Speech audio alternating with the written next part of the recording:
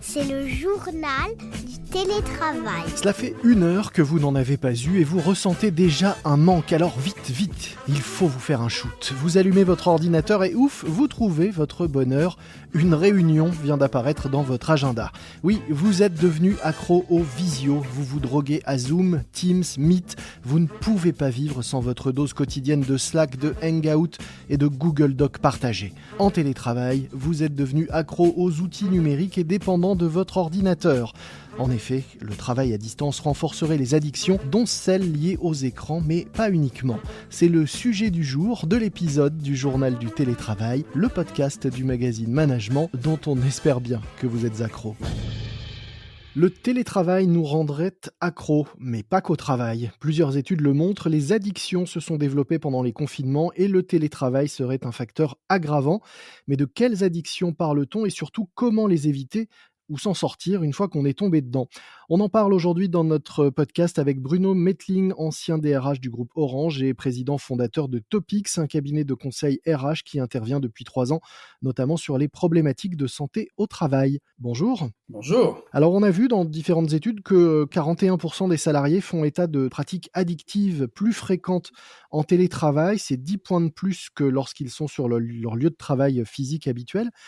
Quand on dit ça, de quelles pratiques parle-t-on et qu'est-ce qui explique ce taux élevé? Il y a 2 phénomènes, si vous voulez. Le premier, c'est que le télétravail favorise le développement de pratiques d'addiction, qu'elles soient les pratiques traditionnelles, on pense au tabac, alcool et autres, c'est ce qu'on appelle les phénomènes de dépendance aux substances, d'addiction aux substances, mais le télétravail favorise également de nouvelles formes d'addiction qui sont en règle générale liées à l'utilisation des écrans, ces formes d'addiction pouvant être évidemment la relation à l'écran lui-même, le fameux syndrome de FOMO, en anglais Fear of Missing Out. La peur de rater quelque chose. Voilà, qui fait que vous regardez votre écran, ça c'est le premier niveau évidemment, c'est une certaine dépendance à l'écran lui-même, à la relation à l'écran, mais c'est aussi très souvent une dépendance au contenu de l'écran et qui va vous amener évidemment sur des enjeux de jeu, de dépendance au jeu, de dépendance au jeu d'argent, au jeu de hasard, à toute une série d'addictions, si je puis dire, qui vont évidemment se développer et qui peuvent avoir des conséquences importantes selon le degré de leur pratique. Donc on voit bien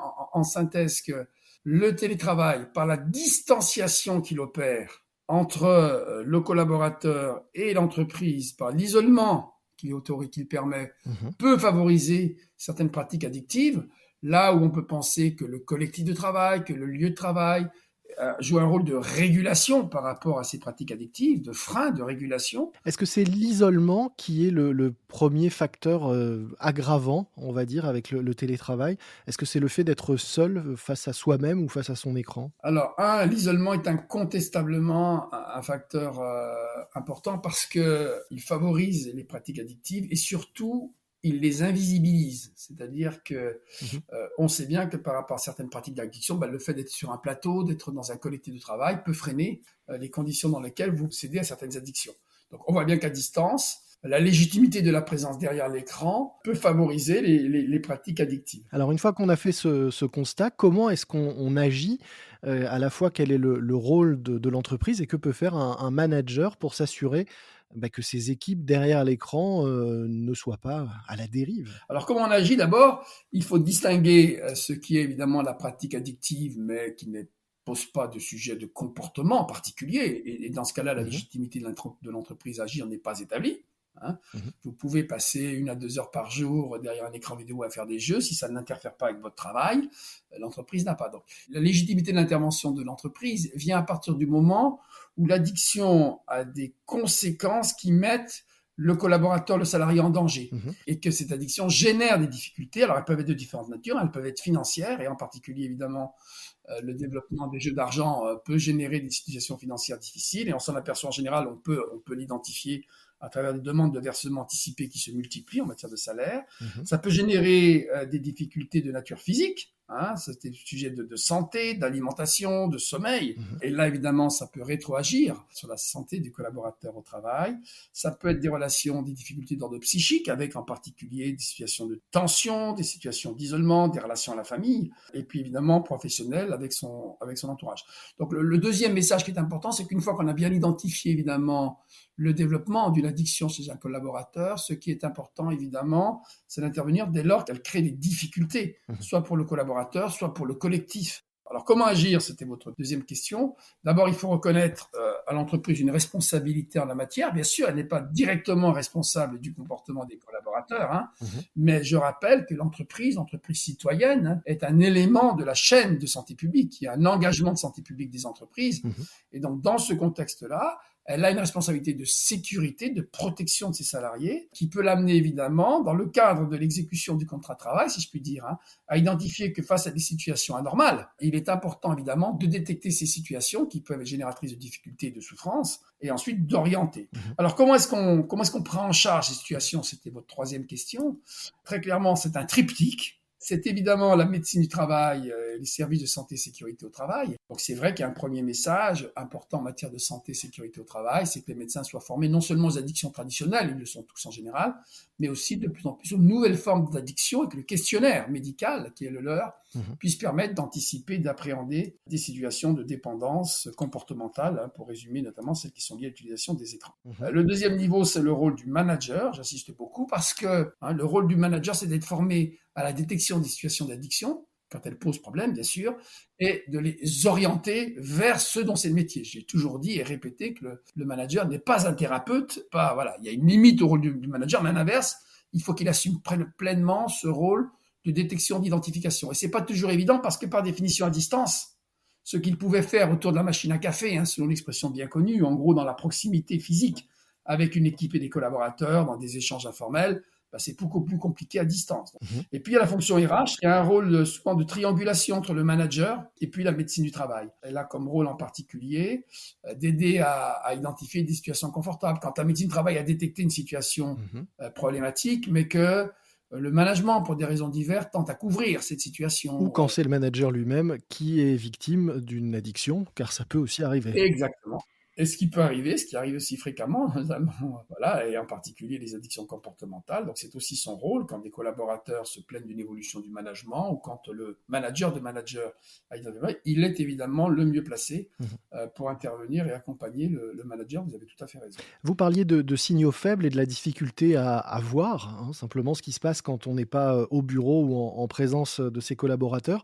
Quels sont les bons outils, les bons moyens pour les identifier? Quelle vigilance est-ce qu'il faut avoir à distance vis-à-vis de ces comportements et de ces addictions? Ce qui est important pour moi, à travers votre interview, c'est de dire aux entreprises qu'il faut passer d'une logique où on avait tendance sur l'addiction à faire une grande conférence, à distribuer des livrets, et puis une fois qu'on avait fait ce travail-là, on avait le sentiment d'avoir fait le job.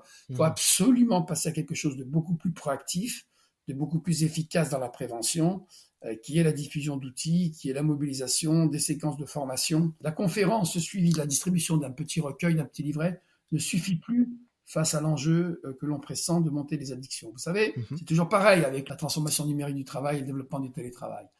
C'est une formidable opportunité. Beaucoup de collaborateurs, ils trouvent de la souplesse, ils trouvent de la flexibilité, ils trouvent un meilleur équilibre entre la vie personnelle et la vie professionnelle. Il y a plus d'autonomie. Globalement, c'est franchement quelque chose de très positif pour les salariés. Et puis, comme chaque fois qu'il y a une grande transformation, il ne faut pas que cette opportunité ne masque les risques d'isolement du collectif de travail, etc., dont ces transformations sont l'objet. Et donc, tout l'enjeu des DRH face à la transformation numérique, c'est toujours la même posture. Ça consiste à la fois à bien identifier les opportunités, elles sont nombreuses, et à favoriser leur déploiement, mais aussi à pointer les risques et à les anticiper pour les limiter. On espère avoir contribué à cette sensibilisation. On parle depuis tout à l'heure d'addictions qui sont relativement étrangères à la sphère professionnelle, même si elles sont accentuées par le télétravail. Est-ce que les outils numériques de l'entreprise eux-mêmes ne peuvent pas parfois être source d'addiction? On a tous été sursollicités par nos téléphones, nos portables, les messageries internes, les boucles de mails, les groupes de travail, les documents partagés. Est-ce qu'il y a aussi peut-être un peu de sensibilisation à faire sur ce droit à la déconnexion, cette nécessité de la déconnexion et une vigilance à avoir sur les outils de l'entreprise eux-mêmes qui pourraient être source d'une certaine forme d'addiction au travail en tout cas? C'est très juste. Le développement du numérique, et vous savez que j'ai été il y a 5 ans l'auteur du rapport sur la transformation numérique du travail, d'où est né le droit à la déconnexion en France. Donc c'est une conviction très forte que j'ai qu'en la matière, l'entreprise peut être à la fois victime et bourreau. Elle peut être victime de mauvais comportements de collaborateurs, et on est tous en matière d'usage des mails, etc., à la fois victime et bourreau. On peut être victime, mais également par son propre comportement, sans que l'entreprise en soit forcément responsable, générer évidemment des situations inacceptables. Donc là où vous avez raison, c'est que certains usages, des mauvais usages des nouveaux outils numériques peuvent générer des difficultés, voire des nouvelles formes d'addiction dans les cas les plus extrêmes. Donc c'est vrai que l'entreprise, elle est à la fois victime, bourreau, elle peut à la fois générer des mauvais comportements, elle peut au contraire contribuer à prévenir ces comportements.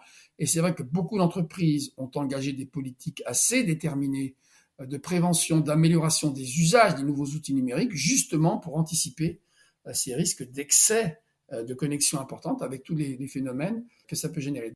Là, pour le coup, l'addiction suppose une logique volontaire de la part d'un individu, en tout cas de comportement d'un individu. Là, c'est plutôt l'entreprise et son comportement qui peut générer des effets, évidemment, de burn-out chez un individu qui les subira plutôt qu'il ne les provoquera. C'est-à-dire qu'il y a une petite nuance avec les pratiques addictives dont on parle aujourd'hui, mais soyons clairs que l'entreprise a aussi une responsabilité pour ne pas, par un mauvais usage des outils numériques, favoriser certaines formes d'addiction. Et là-dessus, c'est vrai que j'ai souvent observé dans mon parcours que des cadres en particulier, qui sont en difficulté professionnelle, quelle qu'en soit la raison, sont souvent ceux qui développent les pratiques addictives à l'écran. C'est-à-dire que derrière la consultation quand on est en situation de fragilité, on va avoir tendance à travers une relation extrêmement soutenue à l'écran, une espèce d'addiction à la consultation de l'écran et de ses mails en particulier, à chercher une forme de réassurance par rapport à une situation que l'on sait difficile. Et on ne l'a pas dit évidemment, mais le contexte sanitaire depuis 2 ans et la période d'incertitude globale et généralisée qu'on traverse tous est évidemment un terreau extrêmement fertile pour tous ces comportements qui se nourrissent donc, on l'a compris aussi, de l'anxiété et du stress face à une situation incertaine. Absolument. C'est tout à fait exact. Merci beaucoup Bruno Mettling. Je rappelle que vous êtes le fondateur du cabinet Topix que vous dirigez, cabinet spécialisé dans les RH, la transformation du travail et les questions de santé au travail. Nous mettrons dans les notes de cet épisode un lien vers le site du cabinet pour ceux qui souhaiteraient en savoir plus, notamment sur ces outils et solutions, formations et autres que vous proposez autour de tous ces sujets. Merci à vous.